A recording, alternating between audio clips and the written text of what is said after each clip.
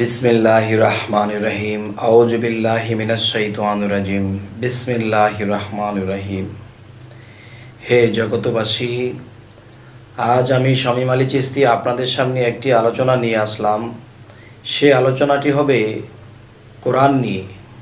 আর সেই কোরআনটি বুঝতে যাইয়া আজকে একটু আলাদা, একটু ব্যতিক্রম আলোচনা হবে।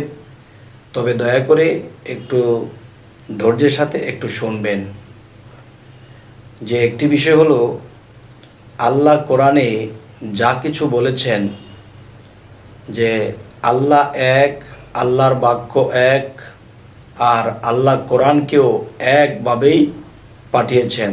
যেমন আল্লাহর কথা এই পৃথিবীর কারো ক্ষমতা নেই যে আল্লাহর কথাকে বদলাবে বা আল্লাহর কথাকে চেঞ্জ করবে। এমন কোনো পৃথিবীতে কেউ আসেনি, আর কেউ আসবেও না। আর এই পৃথিবী যতদিন থাকবে এই কোরআন থাকবে। তো এখন আমার কথা হলো যে আল্লাহ যদি বলে থাকে একটি কথা, কিন্তু এই কোরআনকে অনেক মানুষে অনেকভাবে বুঝতেছে। এখন কোন বোঝাটা সঠিক এটা আপনারা বলবেন। যদি মনে করেন যে হ্যাঁ, এই তিনটি পার্ট বা তিনটি কৌশল বা তিনটি ধরন আমি বলবো, এখান থেকে কোনটি সঠিক সেটি আপনারা বলবেন। যে একটি বিষয় হলো যে কোরআনের মধ্যে যদি যাই, তো একটি আয়াতে বলেছি কি যে আয়াতটিতে আল্লাহ একটি কথা বলেছে যে কুল হু আল্লাহু আহাদ আল্লাহুস সামাদ। আল্লাহ বলতেছে আমি এক, অদ্বিতীয় এবং আল্লাহুস সামাদ, আমি স্বয়ং সম্পূর্ণ, আমার কোনো কিছুরই অভাব নাই।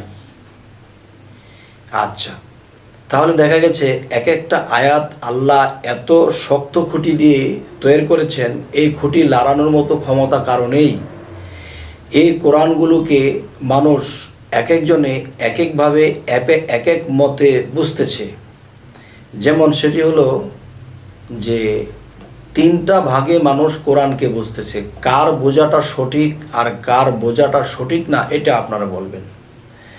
সেটি হলো, যেমন একটি মালিকের তিনজন চাকর আছে।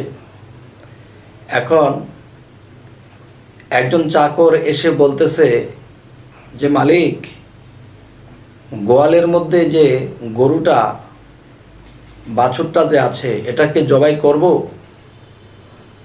তখন মালিক বলতেছে, কিছুই বলছে না, মালিক চুপ।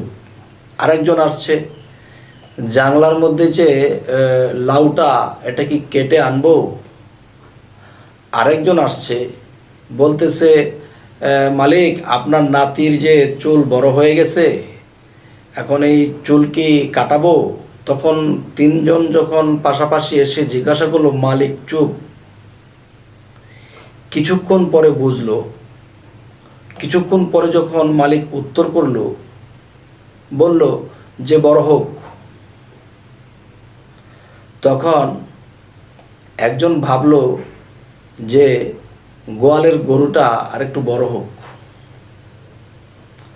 আরেকজন ভাবতেছে মনে হয় জাংলার লাউটা আরেকটু বড় হোক।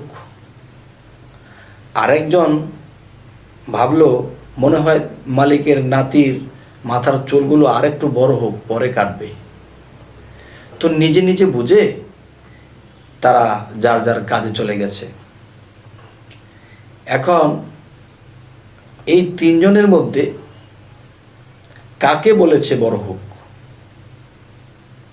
এই কথা কিন্তু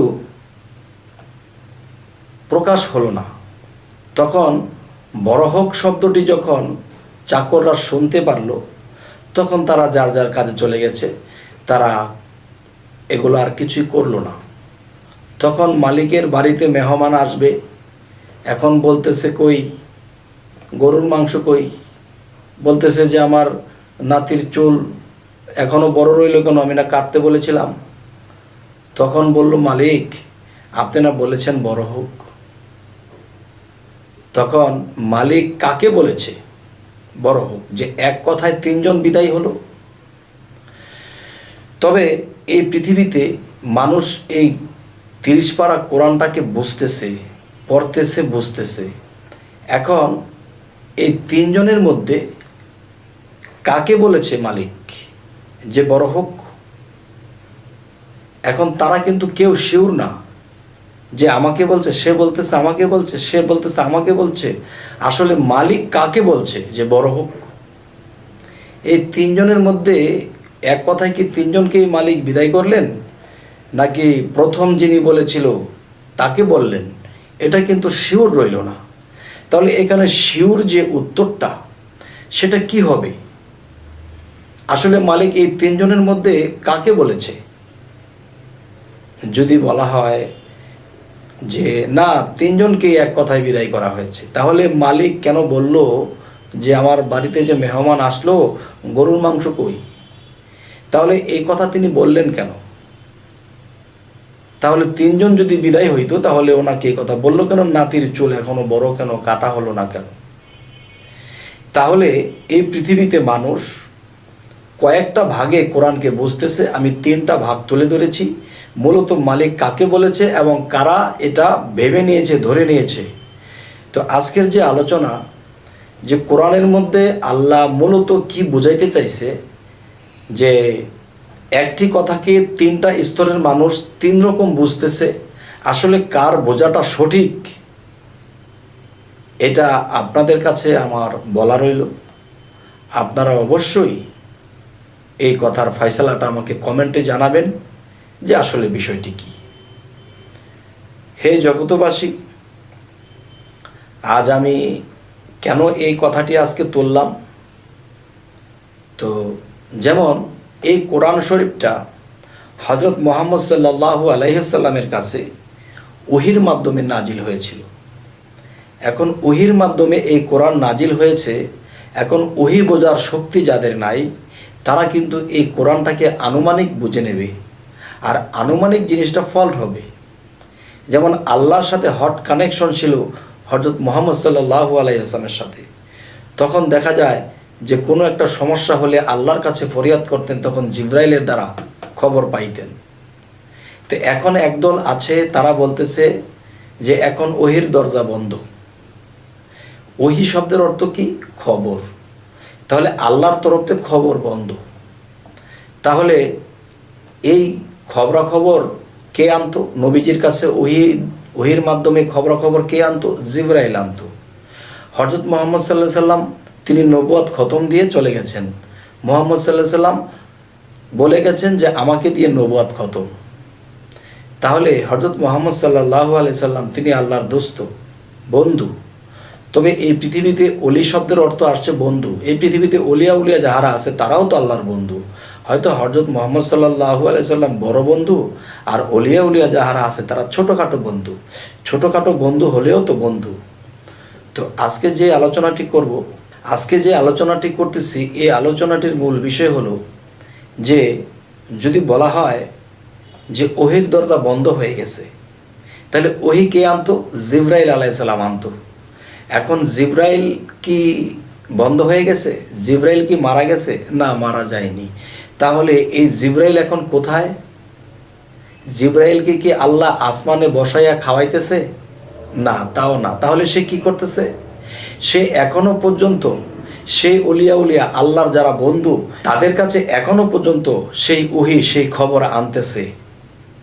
যদি বলা হয় না, মানলাম না, তাহলে যারা এই স্তরে নেই তারা মানবে না, তারা বুঝবে না। তবে দেখেন, এই পৃথিবীতে নবী চলে যাওয়ার পরেও অনেক অলিয়া উলিয়ারা নিজের মৃত্যুর খবরটা বলে গেছে। আমি এমুক দিনে এত তারিখে এমক সময় আমি চলে যাব। কি করে বলল? তাহলে তাদেরকে আল্লাহ বন্ধুদেরকে সম্মানের সাথে আগেই তাদেরকে জানিয়েছে, হে বন্ধু, তুমি এমুক সময় এমুক দিনে তুমি চলে আসবা।